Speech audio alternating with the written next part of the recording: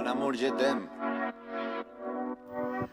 Muy, pero muy buenas tardes. Sí, volví. No sé si me extrañaron, pero yo me tomé el lunes feriado. Y acá Aldana también se tomó el lunes feriado. Así que hoy estamos con muchas ganas de hacer el programa. Y el viento que nos trajo acá a punto cero nos empujó. Así que nada, tenemos un lunes súper cargado. Y yo no volví a estar con gente acá en el estudio porque no me estoy bancando este año estar sola. Quiero blanquearlo. No sé si ya es la edad o qué, pero me gusta estar acompañada acá en el estudio. La voy a presentar rápido, así podemos hablar con ella. Es periodista cultural, crítica y autora. Se licenció en la carrera de Ciencias de la Comunicación en la UBA y complementó su formación inicial en los talleres de Tomás Eloy Martínez y Liliana Hecker. Bueno, ahora vamos a hablar de eso. Actualmente suma casi 30 y me estaba diciendo que cumple este año, los 30 años de oficio en medios gráficos y digitales. Es autora de la biografía Borges para principiantes. Ahora después vamos a mostrar otras cositas que tengo acá. El ensayo Susan Sontag y el oficio de pensar. Y del libro Café Literario, que lo tengo acá. Y de esta maravilla que la voy a presentar. Una belleza que me trajo acá de regalo y yo estoy toda contenta. Borges, una vida ilustrada. Ilustraciones de Miguel Rep, pero ahora vamos a hablar de esta belleza, me la voy a mostrar. Le di al micrófono, ya me olvidé, el lunes feriado me olvidé cómo se hacía. Ahí está, me pone Aldi para que se vea. Espera, Aldi, que ya que me pusiste, estoy mostrando. Miren lo que es, no quiero abrir mucho porque es un libro objeto esta maravilla. Bueno, una vida ilustrada y ella es Verónica Abdala. ¿Cómo estás, Vero? Bien, genial, contenta, re agradecida por poder conversar con vos, que te sigo, te admiro, súper agradecida. No, nos conocimos en la feria, personalmente, en la feria del libro. Estábamos ahí con un amigo en común y ella me dice, ay, yo te quería conocer. No, digo, no, yo te quería conocer a vos. Debret, que de paso le mandamos un beso, por supuesto. Sí, así que nada, ahí nos conocimos en la gran feria del libro, donde has trabajado un montón. Y donde he trabajado, y te diría que también en paralelo con digamos, mi carrera como periodista cultural, hace 30 años que cubro la feria, digamos, para medios gráficos y digitales, donde también trabajé. Desde muy chiquita la frecuento, seguramente como muchos de nosotros, todos tenemos recuerdos asociados a nuestra infancia en la feria. Y después, a partir de los 21 años, que fue cuando comencé mi carrera como periodista cultural, bueno, empecé a cubrir la feria y lo he hecho los últimos 30 años. Es decir, que bueno, siempre están las notas que para los periodistas son a veces repetidas, pero bueno, miles de temas y de notas y de cuestiones que fuimos haciendo en la feria, escritores a los que pudimos conocer, entrevistar, ver de más lejos o de más cerca. Yo tengo recuerdos, no sé, por ejemplo, entrevisté a Rad Bradbury, entrevisté a autores que vos decís, no sé qué hacían por ahí, pero me acuerdo de Bioy Casares caminando por la feria, ¿viste? No sé, autores que... ¿Qué ferias esas? Claro, ferias.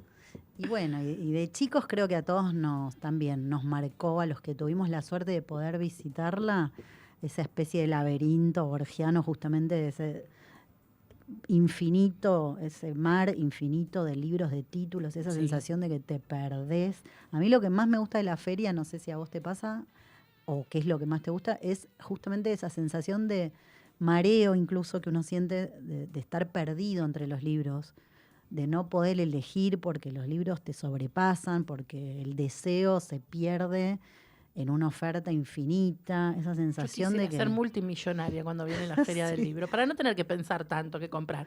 Ir y comprar, pero no solo eso, sino que, mira, yo fui 11 días este año, creo que batí mi récord, 11 días a la feria, casi todo el día, y el último día, el anteúltimo día, seguía descubriendo stand que no había visto. Digo, ¿de dónde salieron?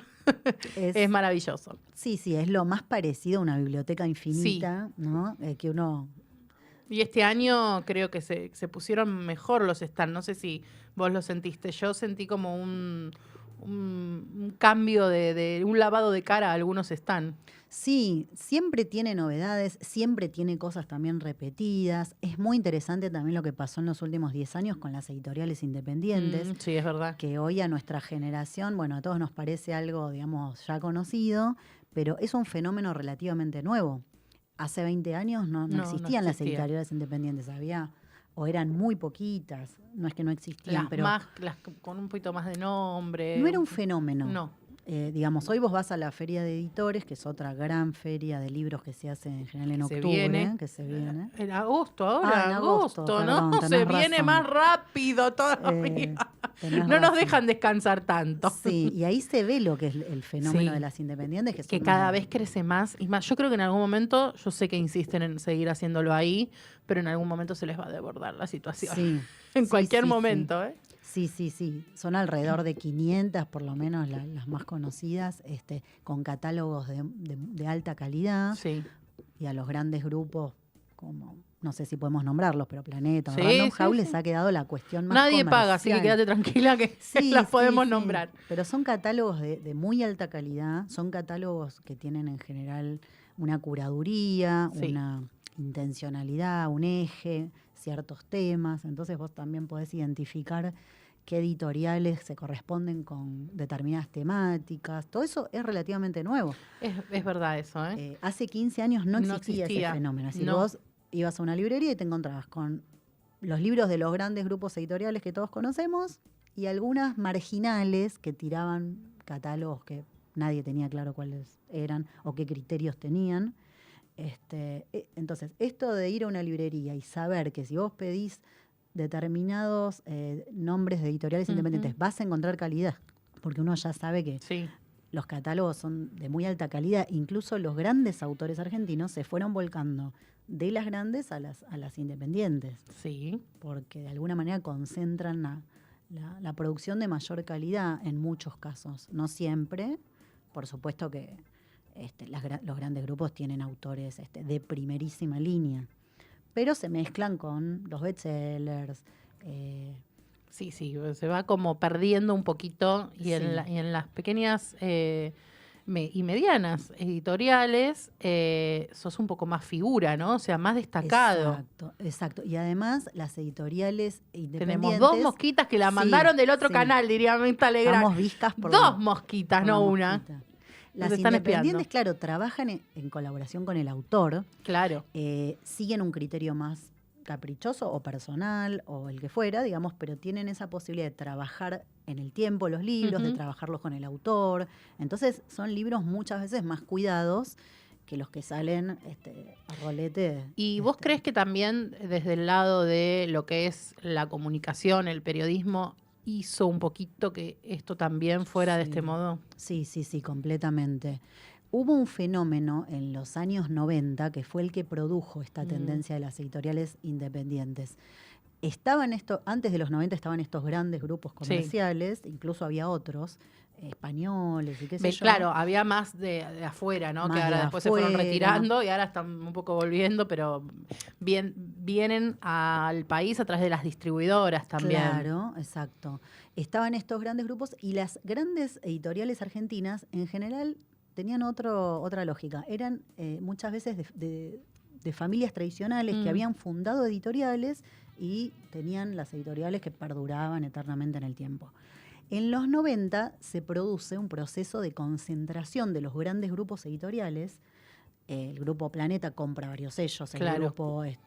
Claro, por eso ven de vez en cuando que, ay, no, pero no es de Planeta, pero sí es de Planeta. Claro. No es de Penguin, sí, es de Exacto. Penguin. Planeta tiene como... Sudamericana me parece que no es de Penguin, una cosa así, Claro. por ejemplo. Claro. Alfaguara, Sudamericana, a su vez Planeta tiene Seix Barral, Claro. MC, es decir, se concentran los grupos, es decir, los grandes grupos como Planeta compran otros sellos. Los grandes grupos como Random House compran otros sellos. ¿Y qué pasa? Quedan dos grandes grupos en Argentina, digamos, que concentran todos estos sellos como dos galaxias, digamos, Sí. y empiezan a aparecer las más chiquitas, las independientes, las medianas y pequeñas, casi, sin mucha expectativa, porque era como un fenómeno marginal, pero ¿a qué apuestan? A la calidad, porque no tenían otra posibilidad. Claro. No podían apostar a vender millones de libros. Entonces apuestan a la calidad, dicen, bueno, yo voy a publicar esta exquisitez, porque me la van a venir a comprar a mí y quizás un gran grupo no puede dedicarle 6 meses o un año a un libro.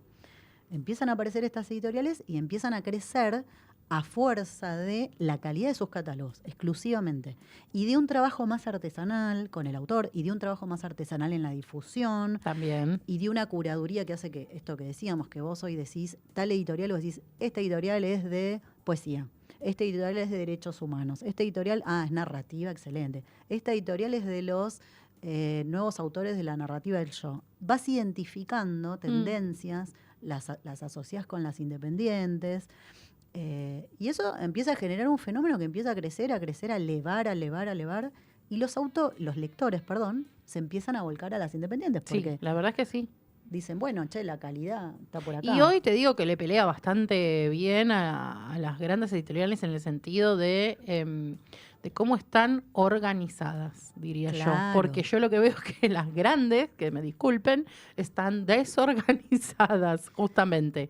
Creo que abarcar tanto se les fue de las manos, entonces por ahí en todo lo que sea presentación, está bien, algunos escritores claramente no necesitan hacer de presentaciones, pero la realidad es que como yo estaba viendo este último tiempo, viste que está, no sé si te diste cuenta del fenómeno de la preventa. Que antes no existía. O la preventa era para escritores que recién comenzaban, que necesitaban sustentar X cantidad de libros para poder imprimir y qué sé yo. Y ahora Isabel Allende hizo preventa, Claudia Piñeiro hizo preventa. O sea, estamos hablando de gente que sabés que va a vender y que igual se hizo la preventa. Sí. O sea, algo se cubre primero. Sí. Sí, hay además una crisis económica brutal que alcanza a las grandes también. A las grandes también. Y las grandes tienen otra dinámica. Vos pensás que no es tan personalizado. Un grupo como Planeta a lo mejor publica 40 novedades por mes. Entonces, ¿qué pasa? En esa vorágine, el autor también a veces se siente un poco desprotegido porque sabe que pasa desapercibido. Entonces, muchas veces los autores también eligen las independientes porque saben que van a tener un cuidado en el tiempo. Porque para el editorial es importante el autor, entonces lo cuida. Es decir, no estamos desmereciendo el trabajo de las grandes que son...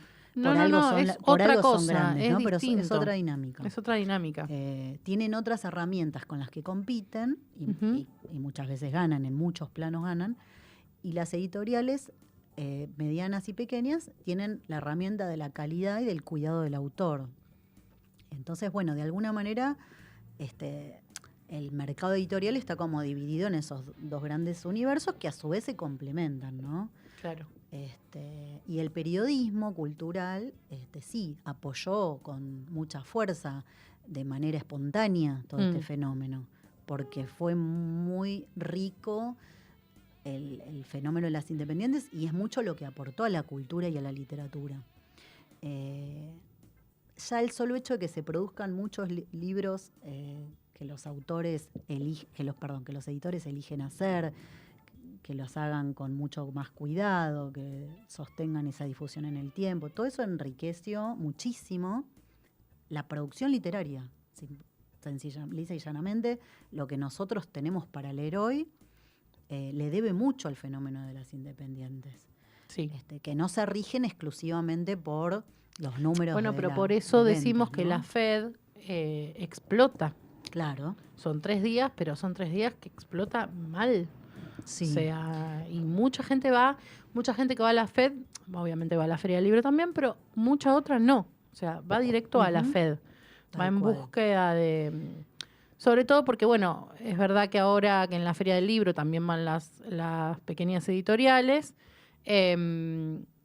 Por ahí dicen, bueno, ¿para qué voy a la Feria del Libro? Espero a la FED y voy directo a la... Y es distinto el público. El de la Feria del Libro, viste que es más masivo, es más... Sí, más de todo, digamos. Sí, muchas veces es gente que ni siquiera lee... No, ni va a comprar tampoco, va de paseo. Va con los chicos, que está buenísimo. Pero el de la FED es un público más lector, más exigente. Y que va a comprar. Sí, universitario o más formado, le gusta eso. Conoce a los autores, conoce... Sí, va por alguna joyita, alguna cosa que ya sabe Sí, que va a encontrar o va en búsqueda de de la perla. la novedad, claro, tal cual. Sí, de hecho los más vendidos de la FED en general, yo lo cubro desde la primera edición, creo que va por la edición 14 o 15, ya estoy perdida, pero en general son joyas. Los que terminan siendo los más vendidos son siempre joyitas. Es decir, los lectores no cometen, no hay tanto margen de error porque son lectores como formados en la lectura. Tal cual. Son lectores. Tenés un público ahí mucho más concentrado de lectores que en la feria del libro, en donde tenés, en términos de volumen, mucha más gente, pero menos especializada, digamos. A lo mejor vos preguntás en la feria del libro, qué sé yo, Sí, por 2 o 3 autores conocidos, la mayoría o buena parte de los que van nunca los escucho nombrar. En la FED eso es impensable. eso es claro, tal cual. En la FED vos decís que yo, Liliana Hecker, y Sí. el 98% alguna vez le escucho nombrar. Mira, ya que nombraste, y porque nos podríamos quedar hablando eternamente de las ferias, ya que nombraste Tomás Eloy Martínez y Liliana Hecker, Sí. ¿te han formado? Nada más ni nada menos. Mira, te voy a correr un poco para allá. A ver, ¿estoy bien, Aldana? Un Yo cachitín me para corro allá. para sí, acá. ahí vamos a Ahí centrar. va. Ahí está, así te da Ahí más mejor la luz. centrada. Acá vamos a tratar de... Sí, tuve mucha suerte en ese sentido porque, ya te digo, yo me formé en los años 90, ¿no? Me recibí en la carrera de comunicación en el 99, pero desde el 95 yo trabajaba como periodista cultural, entré a Página 12 y fue muy graciosa Esa la Página 12. manera... Esa Página 12. Esa página 12. Que entré con una entrevista a Mariana Enríquez, fue mi Ah, primera nota. mirá, No la conocía nadie. nadie te iba a decir. Nadie, yo tampoco. ¿no? Fuiste una Yo visionaria. tampoco. Tenés esa nota, hay que publicarla de vuelta. Está en papel. Sí, yo a veces la pongo en redes y ella me dice, me muero de vergüenza, no la pongas más. Claro. Ya la pusiste 14 veces. Ella Pero- quiere olvidar el pasado, pero vos eso- querés No, reivindicar. si querés te cuento 2 minutos porque Sí, es obvio. gracioso. Mariana, yo tenía 20 o 21 años, no era periodista, yo era una estudiante de la UBA, estaba en segundo año de la UBA, y me entero que había publicado una chica de mi misma edad, de 20 o 21 años, una novela que se llamaba Bajar es lo peor, que había salido en Editorial Planeta, y era como un fenómeno, no había redes sociales, no había Claro, no había internet. nada, chicos. Había o sea, el internet era un fenómeno muy marginal, no estaba en las casas. no. Pero se hablaba en el diario, en las redacciones y en la facultad de esta novela de esta chica, que era muy disruptiva, porque hablaba de drogas, de sexo, de homosexualidad. Entonces todos, Mariana Enrique, Los pero 90. tienen que pensar que no era la Mariana Enrique, Claro. estamos hablando de hace 30 años. Entonces yo dije, qué mejor idea. Un profesor había dicho, ustedes traten de empezar a trabajar, nadie los va a llamar. Así que traten Claro. de empezar Pero de esas alguna cosas te manera. decían antes. Sí. Yo dije, qué mejor que buscar a esta chica, entrevistarla, yo nunca en mi vida había hecho una entrevista, y publicarla en un diario esa entrevista. Nunca nadie me había llamado a ningún diario, ni yo conocía a nadie en ningún diario. Pero, viste, a los 20 o 21 años, lo imposible, te parece todo... Aparte hay una impunidad con la edad que uno no Me pareció muy razonable buscar a Mariana Enríquez. No había redes sociales. No sé cómo... No había mail, no había empecé a nada. ¿Qué? preguntar. Mail, ni mail Nada. tampoco, nada. Empecé a preguntar en Página 12, Gabriela Charruti, que era la jefa de política del diario, me dice, sí, es amiga de mi hermana. No sé cómo di con el teléfono. La llamo por teléfono de línea. Fijo. Yo estaba en la casa de mis viejos, disco, y le termino proponiendo lo siguiente. Ella me dice, mira, yo vivo en La Plata. Claro. Escribí esta novela, pero no tengo nada que ver con el mundo del periodismo ni de nada. Pues La literatura, Soy iba a otra decir. chica de 20 años, ¿no? sé de qué me hablas. Yo le dije, mira, me parece buena idea. Si a vos te parece, yo me voy a tu casa, me tomo el tren, convivo con vos 2 o 3 días en tu casa, y después escribo lo que me parezca y lo llevo a un diario. Y ella, que tenía menos experiencia que yo, ninguna de las dos tenía experiencia, me dijo, bueno, venite. Así que yo me tomé un tren, que además me No. robaron el tren, me pasó de todo. Llegué con aritos de perlas, porque yo era como una chica así de Belgrano. Y ella me acuerdo que me abrió la puerta, me miró así de arriba abajo y me dijo, vos no aguantás acá 3 días. Ay, me muero esta anécdota, me Yo le dije, muero. bueno, déjame quedarme unas horas, te grabo y vemos qué hacemos con No esto. aguantás 3 días acá. Yo estaba, era como la mejor alumna, ¿viste? Claro. Y ella era gótica, ya entonces. Ya era Mariana Enrique. Ya era Mariana Enríquez. Hablamos como 6 horas, yo las grabé todas porque me pareció también razonable Que grabar. hablemos de que el grabador era con cassette. Exacto, o sea, yo me fui con 6, 8 cassettes, claro. me pareció razonable llevarme toda esa cantidad de cassettes Por supuesto. Menos y mal, muy desgrabar precavida. todo, desgrabar todo eso. que Sí, un fue chino. como un... 5 días más o menos. Imprimí todo ese material, que eran como 250 páginas, y en el piso de mi cuarto, de la casa de mis padres, empecé a componer la entrevista como si fuera de Claro. papel, así como un rompecabezas de papel. Estuve un mes acomodando Bueno, así dice párrafos. Cortázar que hizo con... No sabía. Sí, así dice Cortázar que hizo con con Rayuela. Ah, no Sí. sabía, mira, bueno, y cuando tuve todo ese rollo, que para mí era una entrevista, fui a Página 12, donde me recibió un señor recepcionista, que era un gallego, José. Dije, mire, yo hice esta entrevista, me llevó un mes, le pediría que se la entregue a quien usted considere, no tengo idea quiénes trabajan acá. Y si no les gusta, tírenla. Yo no tenía copia ni nada, claro. era eso. Así que José me dijo, muchas gracias. Chao. Ala, chau, yo me fui. Pasó como otro mes más. Y un día alguien, no recuerdo si mi vieja o alguien me dice, che, salió una nota tuya en Página 12. Yo voy De al golpe. kiosco, porque uno iba al kiosco, no había A internet. comparar, sí. Y veo que era la tapa de Cultura. Y que Mariana decía cosas Tremendas. que después ella me dijo, ¿cómo vas a publicar todo eso? Yo Es dije, que todo era material. claro, yo pensé que la entrevista tenía que decir lo más fuerte, justamente. Así que ella decía todo tipo de barbaridades. Y esa fue la primera nota. Y así, bueno. Y así te enteraste, había que trabajar la paciencia. Trabajábamos la paciencia de una manera en esa época. Porque un mes, otro mes para entrevistar.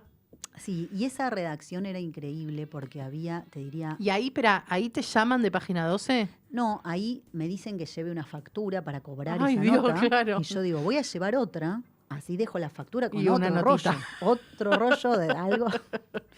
Entonces le hice una entrevista a una chica que estaba muy de moda en ese... Yo dije, yo soy joven, 20 años, tengo que entrevistar gente joven y disruptiva, digamos, porque en este diario que estaba lleno de escritores, ahí estaban Claro. Osvaldo Soriano, Tal cual. Fresan, Juan Ford, Charlie Feiling, Birmacher, No estaba, Bonazo, Juan Gelman, Claro, eso te iba a decir. Sasturain. La redacción estaba compuesta, mujeres también, Sandra Russo, Andrea Ferrari, es decir, estaba compuesta, te diría, en un 80% por escritores. Eran todos escritores. Claro.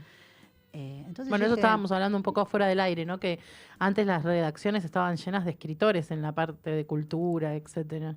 y vos veías las computadoras mezcladas con máquinas de escribir, todos fumando. O sea, era Claro, una sí, porque se humareda fumaba adentro en que esa época. te picaban los ojos, todos totalmente compenetrados con lo que estaban escribiendo. Yo digo, bueno, ¿a quién entrevisto? Cuando lleve la factura tengo que llevar otra nota. Y digo, había una chica llamada Ruth Infarinato, que era como la conductora de moda de MTV. Sí. Que para nosotros MTV Ay, yo me era tipo- acuerdo. yo dije, Tendría que decir, yo no me acuerdo, pero no, me acuerdo. tengo que buscar a Ruth Infarinato y entrevistarla. pensé. Obvio.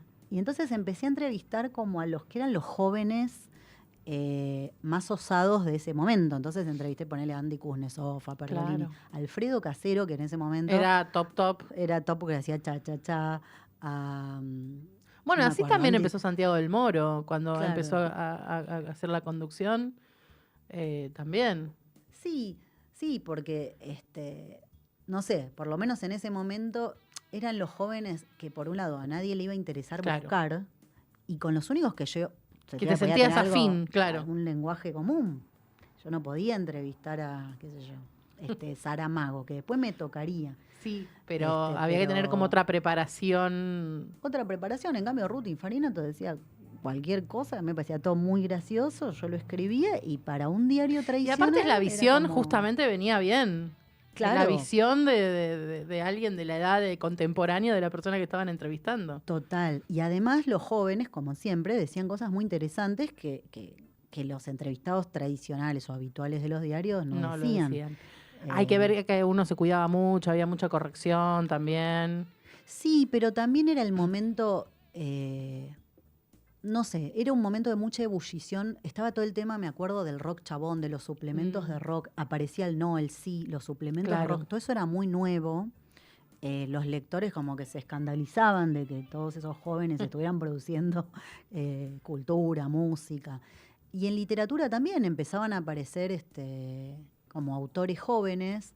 Yo me acuerdo que, no sé, a mí me gustaban Juan Ford, Birmacher, Rodrigo Fresán, Claro. que escribían diferente, ¿viste? Sin tanta pompa, sin tanta solemnidad. Y eso era como muy disruptivo en ese momento. Y sí.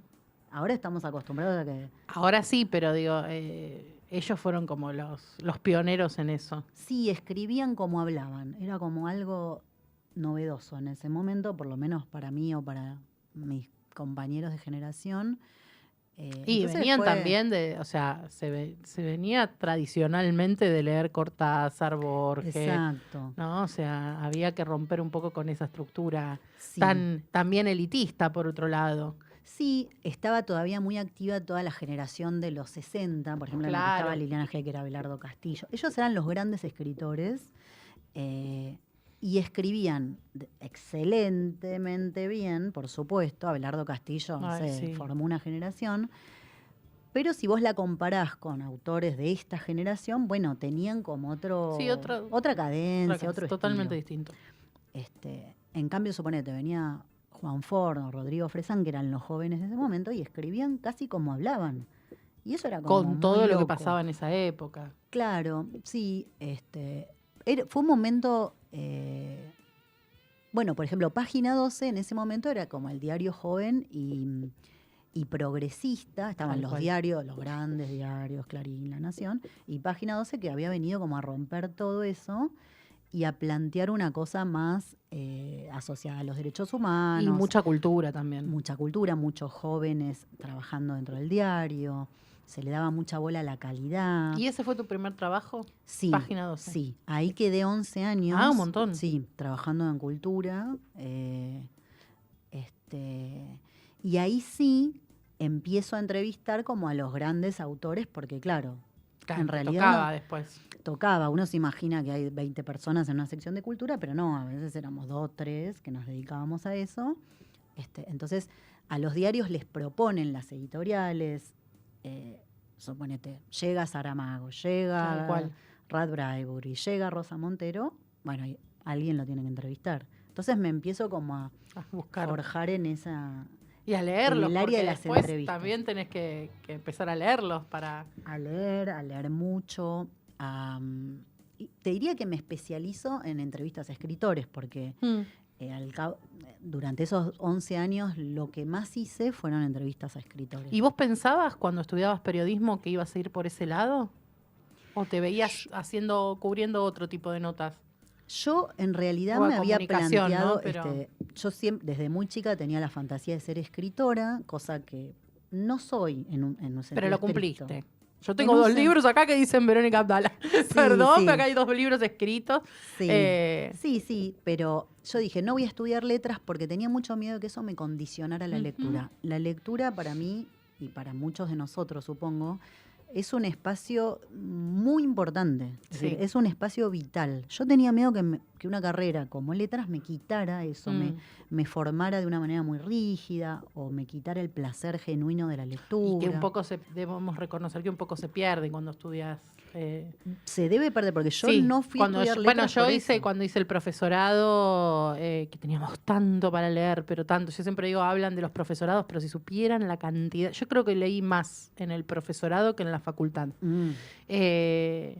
Entre los textos que había que leer, más el material complementario, fue un montón. Así que, no sé, por semana teníamos que leer 4 o 5 libros, fácil.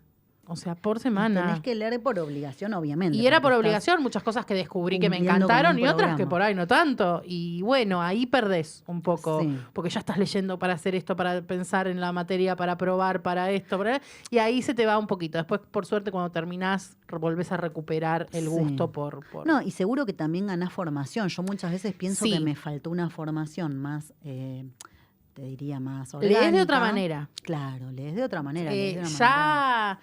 A mí creo que lo que más leo por placer que me entrego así es la literatura juvenil. Mirá vos Claro. qué diferencia. Pero la otra es como que estoy viendo cómo está construido el diálogo, y como me gusta escribir también, es como que lo uso como aprendizaje. Entonces, digo, mirá cómo construyó este diálogo. Mirá Viste que por uno qué ya puso ese mira- punto ahí. Como con la de formación profesional, Tal cual. ver cuál es el estilo, cómo lo hizo, cómo no lo hizo, cómo Esa mirada generó. ingenua se fue. Se pierde. Se perdió. Sí, como periodista en un punto también la perdés. o no diría que la perdés, pero bueno, sos como un sommelier justamente, Claro. ¿no? Que cata... Y vas viendo a partir de ahí qué pregunta vas a hacer, Sí. claro. Sí. Así que bueno, yo las entrevistas, recién hablábamos antes del aire, hace un ratito, yo al revés, las preparo mucho. Ah, pues yo decía que no tengo nada escrito, que me gusta mucho el aire, digamos, Sí, ¿no? sí. O sea, me gusta mucho preguntar acá y que surja la conversación. Entonces, Sí, muchas está veces no me buenísimo. anoto, y cuando me anoto muchas veces las tengo acá anotadas y las dejé ahí, nunca las leí. Y vos me decías que te... Está buenísimo. Yo te diría que le dedico el 80% de una nota escrita es la preproducción. Después Bueno, lo que pasa es que como una nota escrita es otra situación. Claro, claro. Es otra cosa. Sí, pero bueno, hice muchísimas entrevistas, no sé, no la puedo contabilizar, pero bueno, fueron 30 años en los que te diría que a lo que más me dediqué fue a las entrevistas a escritores. Como igual trabajé en secciones de cultura de los 3 diarios más importantes y en muchos suplementos culturales, hice otro tipo de notas, ¿no? Notas de tendencia. En una sección de cultura haces mucho tipo de Vas y notas venís, claro. que tienen que ver con la actualidad, con las tendencias, con los informes que sacan las cámaras de libros, con el mercado editorial. Tal cual. Pero las entrevistas a escritores Era de lo que más te gustaba. Lo que más me gustó siempre, lo que más me gusta. Y bueno, y en eso vos me vas a entender porque creo que detrás de toda entrevista está la curiosidad real por entender quién es el que produce un libro, una obra, o crea un libro, una obra, cómo lo hace, porque en el fondo me parece que de nuestras vocaciones está la curiosidad por saber cómo se puede hacer para hacerlo, aunque sea nuestra fantasía, está eso bueno, me encantaría conmover a un lector. Y bueno, y los periodistas culturales, salvando las distancias también. Creo que, por lo menos hablo por mí, mi gran obsesión en la vida profesional, pero quizás en la vida también, fue contagiar el entusiasmo que a mí me producen los libros y la lectura. Esa sensación que a lo mejor tuvimos en la infancia de no me interesa nada de lo que está pasando alrededor, porque yo estoy metida en este libro y todo lo que ustedes me puedan decir o contar no me va a interesar. Esa sensación de estar tomado por un libro, por una historia, ficticia o real, que a veces la sentimos en el cine o la sentimos frente a un libro, la sentimos frente a veces una canción o una historia en el formato que sea. A mí me pasa con la lectura, pero entiendo que a otro le pueda pasar con otras ramas del arte. Es impagable porque nos lleva a olvidarnos de nosotros mismos y al mismo tiempo no hay nada que te conecte más con vos mismo que eso, o muy pocas cosas te conectan a ese punto, con vos misma, con tus preguntas más básicas, más honestas, la sensación de que asomás a otras vidas. Creo que en todos nosotros los lectores hay como una voracidad y una ambición infinita. Yo creo que no hay nada ni nadie más ambicioso que un lector, porque un lector es alguien que quiere vivir todas las vidas, infinitas vidas. Y al mismo tiempo, yo por lo menos estoy como de a 2 o 3 libros al mismo tiempo muchas veces. Y sí, porque esa es la voracidad lectora. Sí. O sea, yo, si te muestro una foto de mi mesa de luz, el otro día, te juro por Dios, te la voy a mandar, vos vas a pensar que yo estoy loca. Porque vos vas a ver una pila de libros que se tuercen en el aire y yo te juro los estoy leyendo todos. Y vos me decís, ¿pero por qué? ¿Qué necesidad? ¿Por qué te haces eso? No puedo. El otro día vino Eugenia Zicabo y dijo, ay, no, yo tengo que leer de a uno. Me dijo, yo hay momentos que sí, que leo de a uno porque por ahí estoy en ese mood, pero hay momentos que estoy como ávida de la lectura y agarro de a varios. Sí, ahora estoy con varios juntos. Sí, está buenísimo también. Sí. Es decir, a mí en general me pasa que estoy concentrada, si me gustan, en 2 o 3. Claro. Pero, por ejemplo, ahora estoy... O si agarras un libro de cuentos, entonces te lees un cuento y lo dejás. Sí, no exacto. digo, porque también hay otra variedad, no solo novela, pero o si está en un libro de ensayos, lees un ensayo y lo dejás y agarras de vuelta la novela.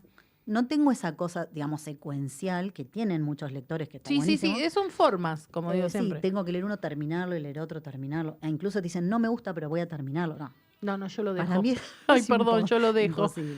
No lo puedo. No, prefiero eso de ir picoteando. Bueno, leí un ensayo, leí un cuento, abrí uno, Sí, un chusmeé un poema, poquito.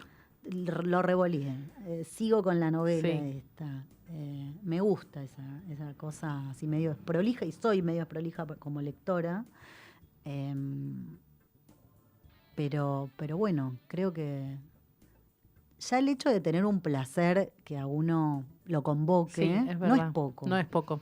No es poco. Hoy en día menos. No es poco. Total. No es poco. Son y 16:35. Ella me dijo, vamos a tener tiempo de hablar. Sí, le digo, Ay, pues se yo te no- va a pasar muy rápido, le dije.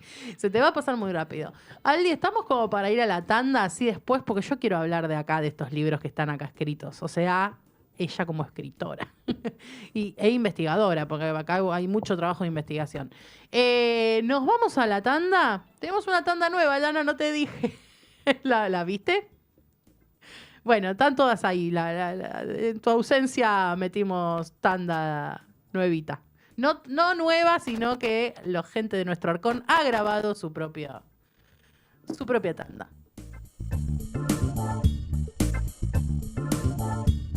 Óptica Liolent. Podés encontrar lentes de todo tipo, armazones para receta, anteojos para sol, anteojos para niños, soluciones para asepsia, asesoramiento técnico y estético. Están en Valentín Gómez 4556 Caseros, a una cuadra de Avenida Libertador General San Martín, frente al Hospital Oftalmológico. Horario de lunes a viernes de 10 a 18 horas y sábados de 10 a 12.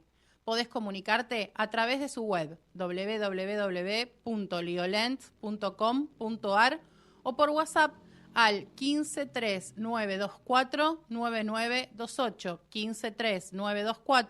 1539249928. En Instagram son @liolents. Atención Médica Flores es un centro médico que desde hace más de 20 años brinda atención primaria de la salud. Cuentan con clínica médica, gastro, pediatría, cardiología, estudios de laboratorio, electrocardiogramas, odontología y odontopediatría, oftalmología, entre otras especialidades. Atención de lunes a viernes de 8 a 12 y de 14 a 18 horas y los sábados de 8 a 12. ¿En dónde? En José Bonifacio 2600 Flores. Medios de pago, tarjeta de débito y efectivo. Para pedir turno solo podés llamar al 4637-8296 o 4637-7588. Su Instagram, @amf.20.00. Repito, @amf.20.00. Hola, soy Ale Jiménez, Y yo soy Fer. Juntos somos Nuestro Arcón Librería, un refugio de libros usados, lecturas inolvidables y charlas que valen oro. un espacio donde los libros encuentran su segunda vida y los lectores un lugar para quedarse. Nos encuentran en Borges 1923, El Corazón Lector de Palermo Sojo. Vení a descubrir lo que tenemos para vos. Nuestro Arcón, libros con historia, lectores con destino.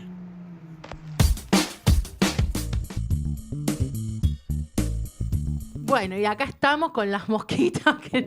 Les voy a cobrar a las mosquitas por salir acá en el streaming de la Sommelier del Libro. Y ahora sí me quiero meter con esto. Miren lo que es este libro, lo voy a volver a mostrar porque yo no lo puedo creer, es una cosa bellísima. ¿Por qué Borges? ¿Por qué una vida ilustrada? Bueno, una vida ilustrada, por supuesto, porque Miguel Rep hace las ilustraciones que están dentro, pero yo quiero, mientras voy buscando algo que quiero mostrar, a ver si lo encuentro, acá está. ¿Ven? Por ejemplo, miren, ¿ven? Ahí va. Siempre no le estoy haciendo caso a Diego, ya sé, me va a decir, ¿por qué no me mandaste la foto?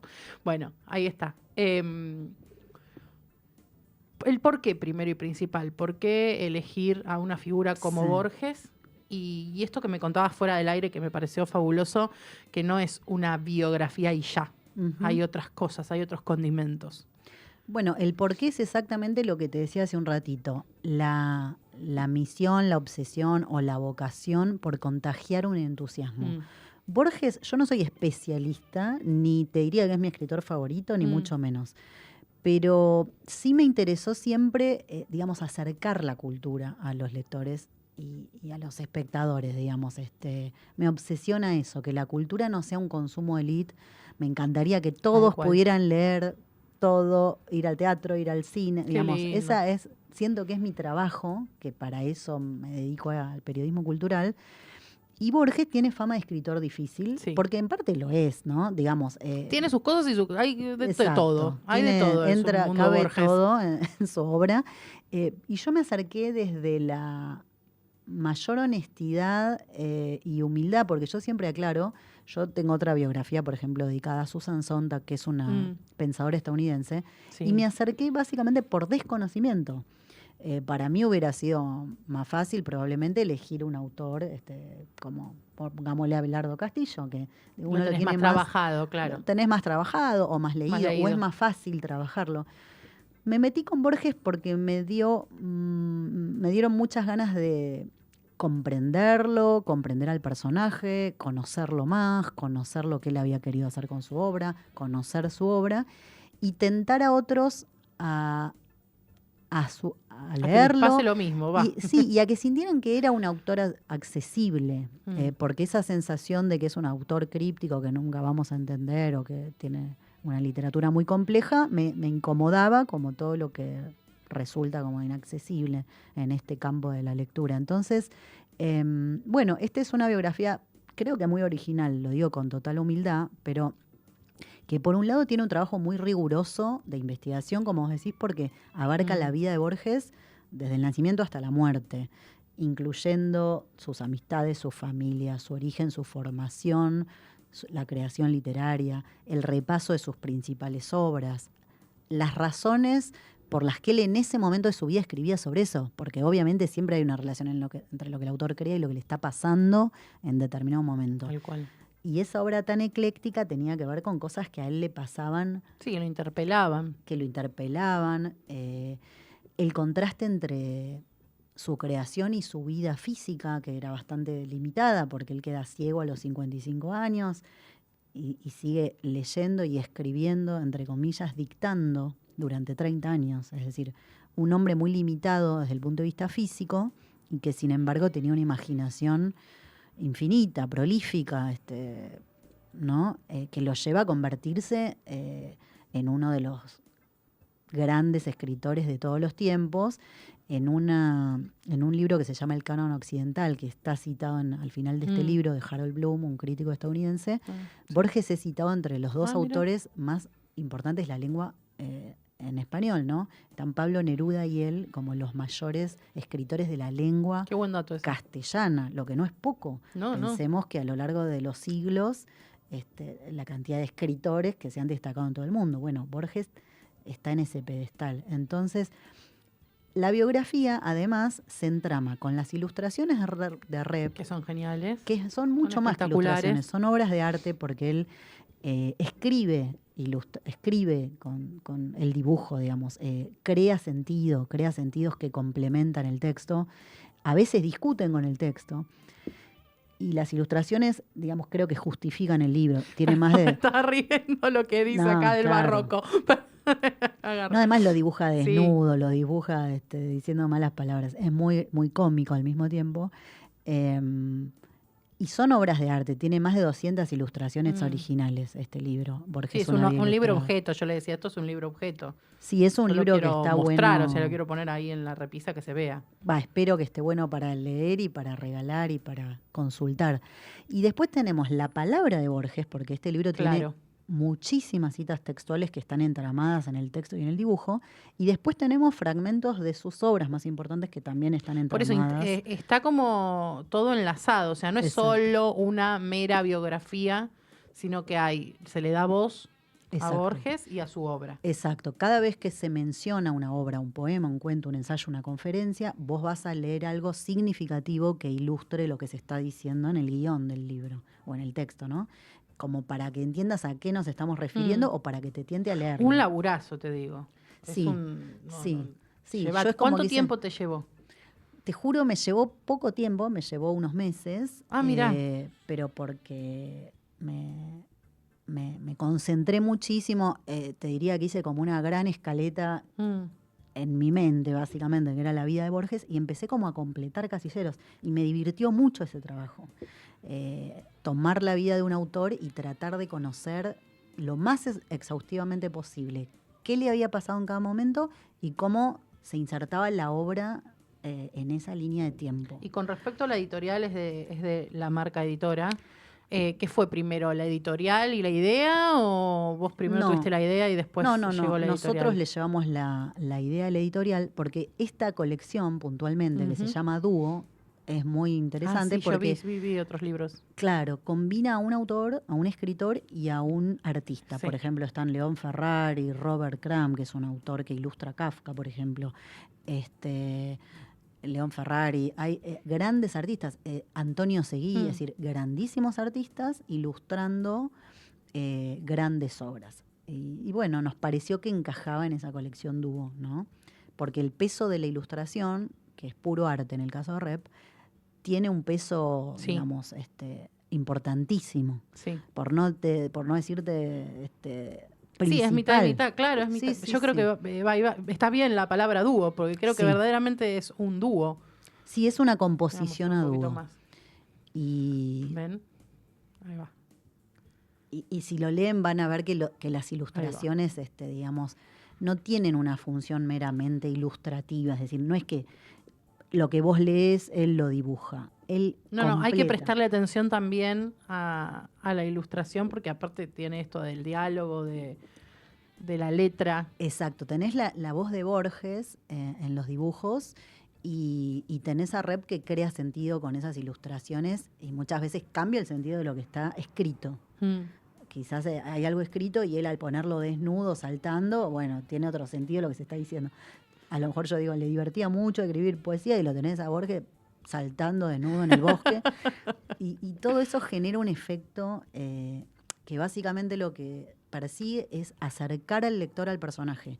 Que vos cuando termines este libro, y yo te pido que por favor me lo digas honestamente, quiero que sientas que vos conocés y querés mucho más a Borges que antes de leerlo. Y que nunca más te va a parecer un autor lejano. Que vos vas a saber quién es Borges y que entonces todo lo que llegue a tus manos o vos encuentres de Borges, vas a saber cómo leerlo. Ya no desde el temor, sino desde un autor al que vos querés de manera entrañable. Ese es el objetivo. El que te del hiciste libro. amigo. Te Gracias al hiciste libro. amigo. Vas a decir, yo lo entiendo, Borges. Yo sé Claro. quién fue. Yo sé quién fue y sé lo Muy que bueno. se propuso. ¿Con cuánta pasión, Vero, contás sobre este libro? ¿Fue el que más te divirtió hacer? Sin Sí. menospreciar a los otros, digo, pero... Sí. La biografía es un género, yo no me siento biógrafa, ni mucho menos, o sea, porque Bueno, sería pero una el falta de periodismo respeto a los va biógrafos. de la mano Sí. con la biografía. Sí, yo creo que soy, espero, una divulgadora muy apasionada, eso seguro. Hasta el último día yo quiero divulgar la literatura y quiero, en lo posible, que mis libros acerquen a los lectores a los autores. Esa función de Esa intermediación, claro, de puente, creo que es lo que vos haces también, ¿no? Creo que es importantísima. Porque estamos también creando lectores. Sí. Creo que nuestra Y es obra que es esa también, ¿no? nunca sabés cuándo vas a tocar el corazón. No lo quiero decir tan poético, pero quiero decir de verdad, el corazón de alguien y que le empieza a gustar la lectura. Yo siempre, ya lo repetí 20.000 veces, no voy a contar la historia, quédense tranquilos, pero yo empecé a leer a los 19 años. No soy de las que cuentan la historia de yo desde los 5, desde los 4 leía. No. A mí a los 19 años un amigo periodista fue el que me acercó a leer y ahí no paré más. Entonces digo, nunca sabes cuándo, cuando mis alumnos me dicen, no, pero a mí no me gusta leer. Espera, no sabes, le digo, porque cuando yo tenía tu edad, tampoco, le digo. Está buenísimo, porque eso Está puede bueno. llevar a muchos chicos, mis hijos, sin ir más lejos, que me dicen, nosotros no leemos. No, yo leo, también me decía no leer. Lo que pasa es que la escuela colabora, siempre digo lo mismo. Nosotros colaboramos mucho con ese no leer, porque obviamente que cuando yo te doy un libro es algo que seas muy lector y quieras leerlo porque te dan ganas, vos por lo general rechazás ese libro que te hacen por obligación leer. Ujú. Pero bueno, Pero- colaboramos con la Sí. causa de que rechacen los libros, va. Pero también ha pasado, y todos debemos tener algún recuerdo semejante, supongo. Yo recuerdo haber maldecido, por ejemplo, todas las vacaciones de invierno del año, no me acuerdo, 1990, porque me mandaron a leer Rosaura a las 10 en el colegio. A mí también. Y después pensar, porque había hecho tanto lío que no quería leerlo y no quería llevarlo, y que me tomó todas las vacaciones, y después pensar, está buenísimo, Está bueno. pero no lo voy a decir. Claro, Pero esos es libros verdad. son los que de repente te demuestran que, che, la pasé re bien con este libro. No lo pienso admitir, pero Sí, ante mis después padres, te vienen ¿no? y te En ese dicen, momento. igual después vienen y te dicen, ay, profe, la verdad que me gustó después por ahí, no mientras son tus alumnos, cuando ya son tus exalumnos, te lo blanquean. Y tenemos también, que lo quiero mostrar, Café Literario, que ese es el que yo traje para que me firme, que también es una hermosura de muchos autores, pero autorazos, diría yo, autores y autoras, ¿no? Justo abrí en el de Selva Almada, miren, que también tiene ilustración, a ver si encuentro una ilustración, que está hecha con café, ¿no? Con agua y café. Con agua y café. Sí. Bueno, ahí encontré. No estoy viendo Ahí a está quién Guillermo encontré. Martínez, mira, tu mirá, entrevistado. lo queríamos hacer y no salía, ¿eh? Lo encontré de casualidad. ¿Ven? Ahí está. Mirá Y lo que se puede hacer con café, ¿eh? es una maravilla y habla... son entrevistas que vos le fuiste haciendo a estos autores. Son entrevistas que yo había hecho para la prensa gráfica, Sí. Y que lo que se me ocurrió, de manera medio caprichosa, se llama Café Literario, la pulsión de escribir. Sí. Fue buscar fragmentos, pasajes de esas entrevistas que tuvieran que ver con dos cosas, con la vocación literaria, es decir, Ujú. por qué escriben los que escriben. Tal cual. Y me llevé una sorpresa, porque yo me lo preguntaba, y siempre terminaba mis entrevistas a lo largo de 20 años, ¿por qué escribís? Una pregunta tan básica, no te imaginás la cantidad de respuestas diferentes que Sí. recibía. Y eso me empezó a llamar la atención. Empecé a pensar, o sea, las razones son totalmente disímiles. Y cada uno Y particulares. particulares, y me da una respuesta totalmente convencido, Claro. ¿no? Entonces, rescata esos pasajes en los que cada uno dice por qué escribe, y después pasajes en los que yo creía que los autores se habían sorprendido frente a lo que habían respondido. ¿Viste? Como ese momento de sorpresa del autor que dice, uy, ahora me doy cuenta de que escribo sobre este tema porque, no sé, sobre la violencia de género porque fui abusada de chica. Me acabo de dar cuenta. Y esos pasajes de alguna manera que representaban un descubrimiento para los autores. Es decir, que es un libro que rescata citas, porque es casi un libro de citas. Claro, es un libro Está de más citas. cerca del libro de citas que del libro de entrevistas. Ujú. Son citas con la ilustración de los respectivos autores. A mí me gustaba mucho esa idea, parece una pavada, pero me parecía muy atractiva, de tener el retrato de un autor con una cita de ese autor. Me parecía una manera fácil de conocer el A mí me pensamiento de ese encantan autor. este tipo de libros, claro. Porque vos decís, está bien, es un textual, o dos o tres textuales de ese autor, pero me da una idea de cómo piensa. Sí, ese incluso hasta escritor. curiosidad para después ir a leerlo, ¿viste? Porque Exacto. por ahí sentís alguna afinidad con lo que dijo y decís, yo quiero leer esto. Totalmente. Y en esas citas sueltas, aunque parezca que no, vos ya ves el estilo, Sí, por lo menos el estilo con el que habla, las ideas que, digamos, que de alguna manera deja vislumbrar, algo de su pensamiento, algún tema que lo obsesiona, la razón por la que escribe. Entonces no es poco, tener 3 citas con una ilustración es una vía de entrada, por supuesto, muy modesta o muy sencilla, pero que te puede llevar a conocer a un autor. Quizás decís, che, me gustó esto que dijo Elena Poniatowska, no tengo idea quién es, pero la voy a buscar. Y lo que vas a encontrar es una obra que probablemente está asociada a esa cita original. Así que Una ojalá gran se idea. pueda seguir ampliando y me parece que, nada, que está bueno. Todo formato sirve si va a acercar, lo mismo que te decía, para mí, si va a acercar a un potencial lector a la obra de un autor. ¿Y por qué? Si a nosotros, digamos, si nosotros no vamos a ver después crecer a esos lectores, quizás por esa sensación de que estás creando lectores. Aunque vos no los veas, vos haciendo este programa, haciendo el trabajo que haces, estás creando lectores. Estás creando gente que se va a sentir acompañada toda la vida con los libros. Y que algún día va a agradecer un consejo, una entrevista que lo llevó a conocer a tal. o que simplemente lo acercó a los libros. Pero nos sigue pasando actualmente, ¿viste? Con escritores nuevos o escritores que uno no conocía y que por ahí porque tuviste que ir a cubrir algo, o a mí me pasa que por ahí tuve que ir a algún evento y uno a veces va medio como de decir, ay, no lo leí, no importa, voy a ir. Y en esa charla decís, pará, yo lo quiero leer. Yo he llegado a mi casa de eventos y agarrar el libro de la persona y entrar a leer y se ha convertido en mi autor favorito. Me pasó con Andrés Monteiro, lo voy a blanquear porque decir que no. Me pasó con Andrés Monteiro. Volví de la presentación, fue el año pasado. Me senté a leer el libro y me leí todo Andrés Monteiro. Me falta Tahuada, que lo tengo ahí esperándome, pero todo Andrés Monteiro. Digo, bueno, nos pasa incluso... Lo tengo que leer, ¿ves? ¿Ves? Ahí está. El año en que hablamos con el mar. Empezó por ahí. Bueno. Y después seguí con todo porque es una maravilla. Pero bueno, nada, qué sé yo. Estamos por terminar el programa ya. Pero te quiero hacer una preguntita así como cortita porque para hablar un poquito del periodismo. Decime, ¿qué extrañas del periodismo de antes y qué te gusta del periodismo de ahora? Qué buena pregunta. Yo creo que nosotros, o por lo menos yo, que soy de los años 70, somos una generación bisagra. Hasta acá hubo una forma de hacer periodismo que tenía que ver con los diarios, con la gráfica, con el tiempo que uno podía tomarse para hacer las notas, con condiciones de producción que representaban un sueldo digno. Es decir, todo eso está desapareciendo, por no decir que desapareció.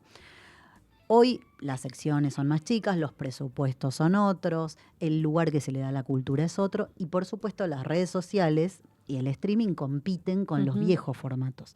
Esto habla de un cambio de paradigma, es decir, el periodismo empieza a ser otra cosa, que tiene cosas buenísimas, tiene esto de la inmediatez, tiene esta cosa de que necesitas menos presupuesto que antes para tener un programa, una revista, un diario. Vos podés hacer cultura sin que una gran empresa te financie, qué sé yo, lo que fuera, el formato. Eso me parece maravilloso. Me parece que hoy cualquier chico que tenga vocación periodística tiene más allanado el camino, tiene más acceso a medios y a formatos que le permitan ejercer su vocación. Eso hace 30 años no existía. Vos tenías que meterte en un diario para escribir 2 líneas que alguien quisiera publicar y te pagara un sueldo para publicarlo. No existía, por ejemplo, existía la figura del colaborador, pero digamos, no tenías las redes sociales, no tenías internet, no tenías el streaming.